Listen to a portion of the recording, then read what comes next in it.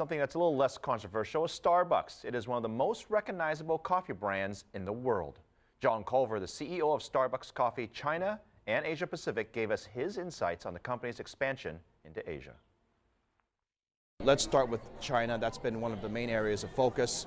You've got 600 plus stores now. You're planning on opening more stores in China. Tell us a little bit about the current strategy. Over the course of the last 13 years, we've made a significant commitment and investment in China and the growth opportunity that it presents for the company. When we first opened, what we saw were that we got a lot of tourists, we got a lot of expats, and not a lot of local Chinese coming into our stores.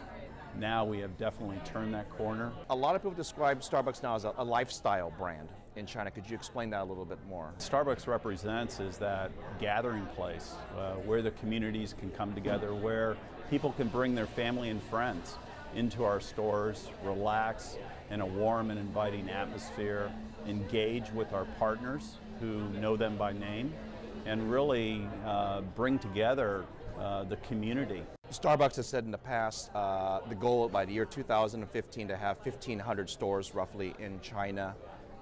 How are you doing on the timeline? Is it going better than expected? Well, we're right on track to achieve that 1,500 store milestone. And when we do, China will become our second home market, as we call it, outside of the U.S. It's not about opening 200 stores. It's about opening that one store 200 times over and doing it the right way. What does the year 2020 look like for Starbucks in China and Asia? We are building a different type of company in China.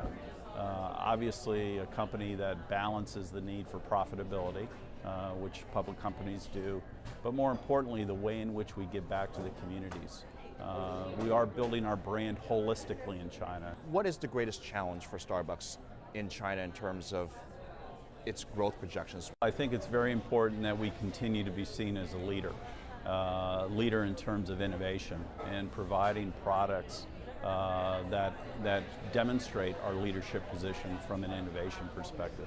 How important is the growth in Asia and the growth in China to the overall earnings potential of Starbucks in the coming quarters? We look at China and across Asia Pacific, it represents the single biggest retail growth opportunity that we have in front of us.